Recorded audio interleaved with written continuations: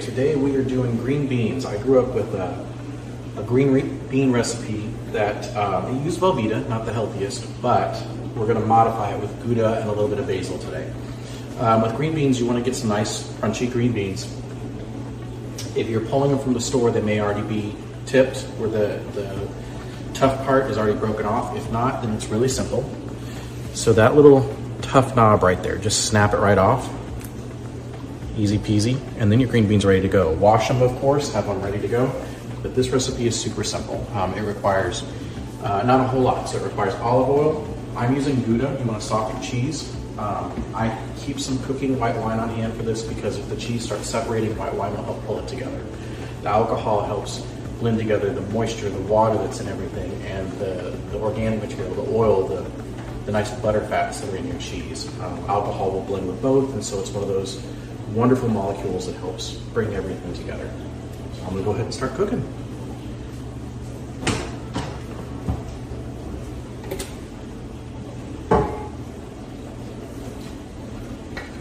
Olive oil, you want to have the bottom of the pan coated, but you don't need too much.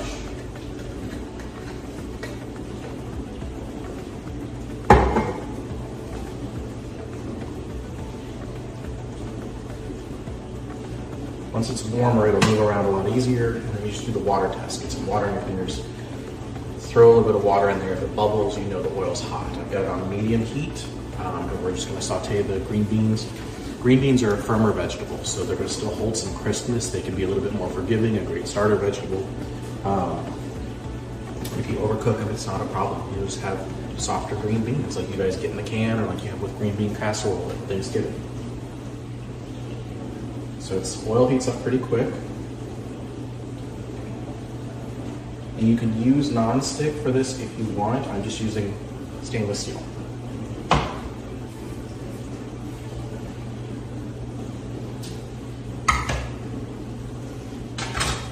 I've got some Thai basil. I'm not using the stems, I'm just using the leaves. Stems are pretty good for canning if I was going to can something where I wanted that flavor, but I'm just going to use the leaves today.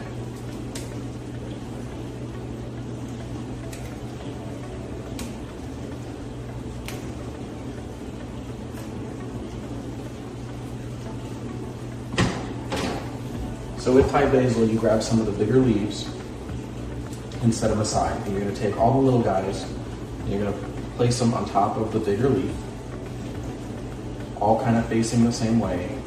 The bigger leaf you're going to treat kind of like a tortilla, and you're going to wrap everybody else in here.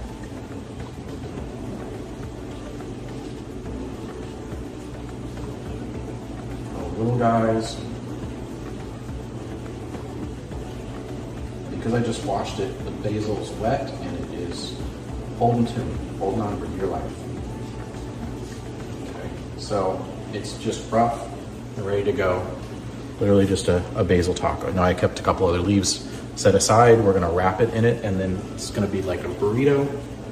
And the reason we're doing this is so that we can cut these easier. Okay, so here we go. You can see it's wrapped all the way around, and that's gonna make it easier because this is what I'll hold on to while I cut thin slices, julienne, and then it's gonna bring out a lot of flavor when you cook it.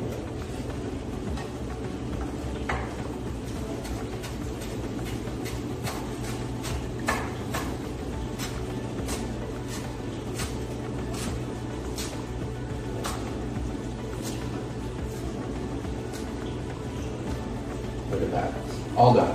That didn't take much time at all. The entire stem of basil is now sliced, ready to go, ready to cook with once it's time.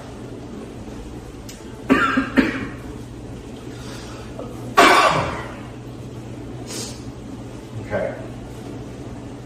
I'm gonna throw some green beans in the pan once I know that it's good and hot, not bubbling yet. I'm gonna season with, I don't use a lot of fresh red pepper, but I'm gonna use a little bit of it. Black pepper to give some spice. And then you already saw the olive oil. I also use coconut aminos because it lowers the amount of salt intake. I try not to put salt in my food. This is a much better way to go. And the flavors of these. It's like if you ever cooked anything in soy sauce, the soy sauce brings out a lot of extra flavor. It's not just salt.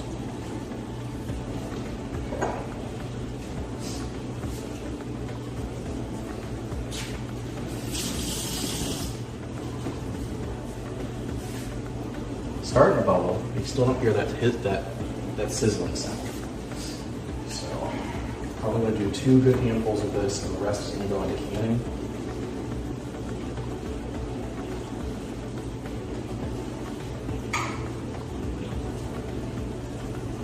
And I pickle everything instead of boiling it in cans. I don't have the big stock pot for canning, which is fine. Pickling is just as good, has probiotics in it, and it keeps a nice little crunch. Plus you can kind of add some flavor to them. For the green beans, I'll just put some mustard seed in there, a little bit of honey, and then the apple cider vinegar water mixture. Okay.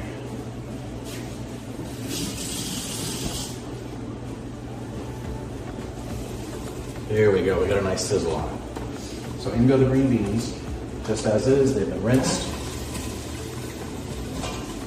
And they're going to start to soften a little bit as I'm cooking with them.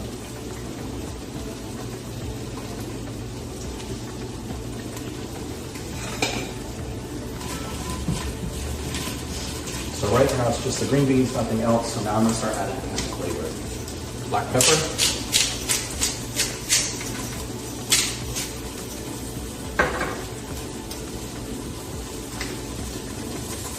Some red pepper flakes. And the cheese is going to help pull down that heat off of those red pepper flakes.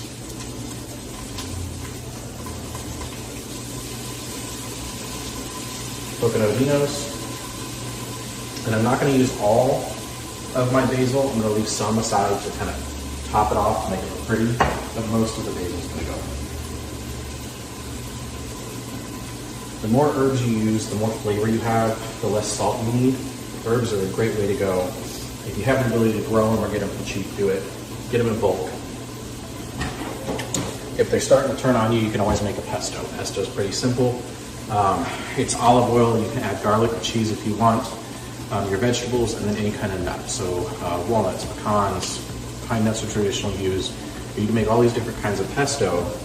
The olive oil is going to help kind of preserve them, stick them in just a mason jar and throw them in the fridge, and they last for weeks. Wonderful stuff. Okay, so this is kind of cooking up. Stir them from time to time. You want all that flavor to get mixed in. Basil is going to wilt, which is perfectly fine.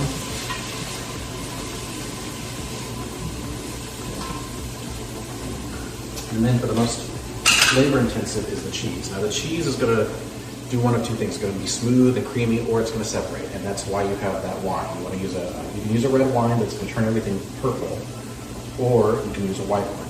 And I'm just grating the Gouda. I'm using a microplane grater on purpose because I love them better than the large grate.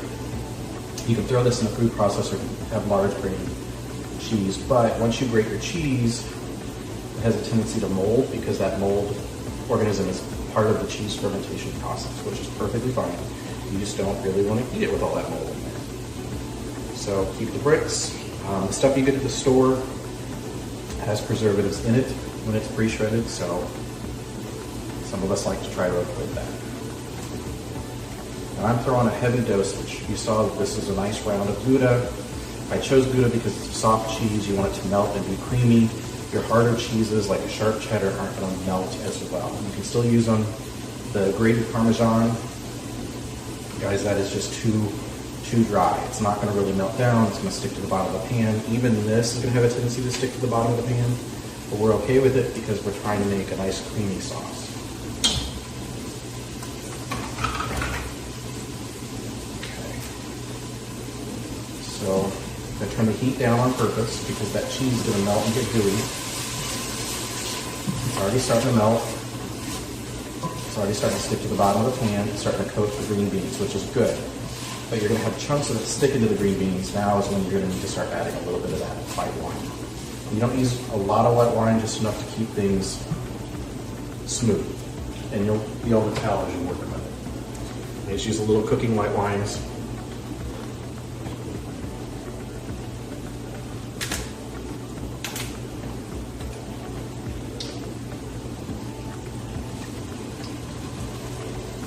Every time you add something cold to the pan, it's going to lower the temperature of the pan so it's not so hot, which is fine. Just be aware of it. Okay, so already you can kind of see that it's going from being on the green beans to starting to become a creamy sauce, which is what you want. And it's just a little bit of time. You don't want to have runny cheese sauce. You want a good coating on the green beans.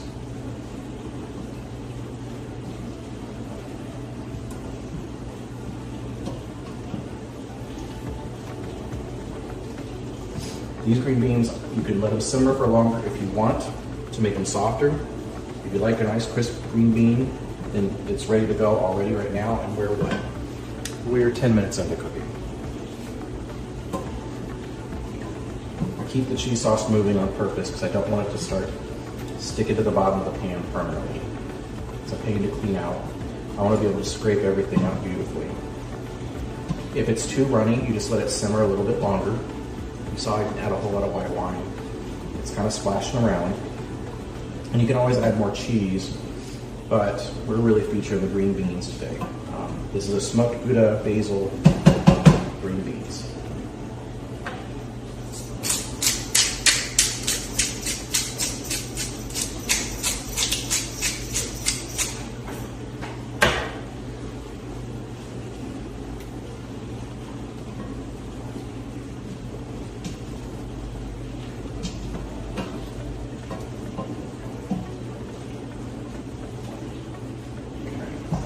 So now you can see there's this amazing cheese sauce down in there, and I'll plate it up and you'll just kind of see it come out.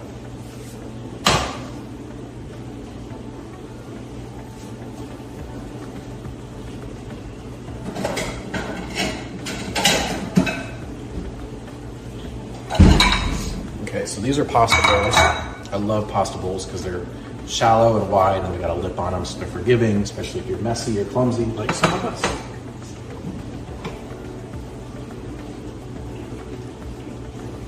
Okay, so that cheese is sticking to the bottom of the pan, which is fine. I can reduce it to a little bit of white wine and make a sauce out of it if I want. I'm just gonna pull all these into the dish right now.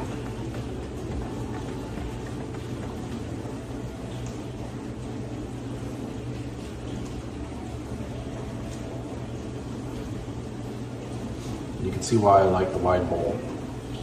It catches everything, works really well.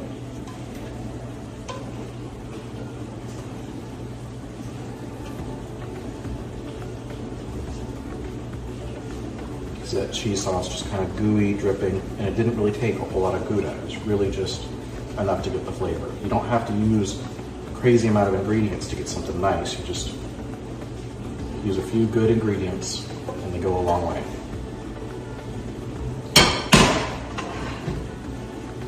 Okay, so to finish this off, grate a little bit more Gouda on top.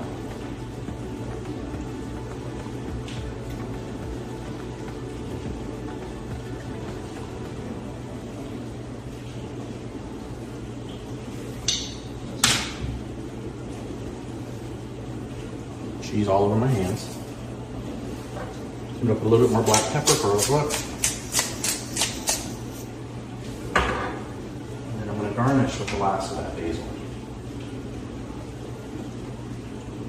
Now, if you have a colored vegetable instead of a green vegetable, it's gonna really, really show up. So that grated cheese kind of gives you that contrast. All right, we are 13 minutes in with a beautiful date night meal. Green beans, cheese sauce, basil, and smoked Gouda. I'm gonna steal one of these real quick and eat it. This is gonna be my lunch.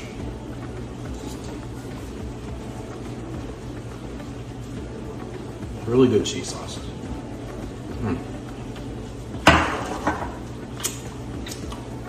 Thanks. Subscribe below.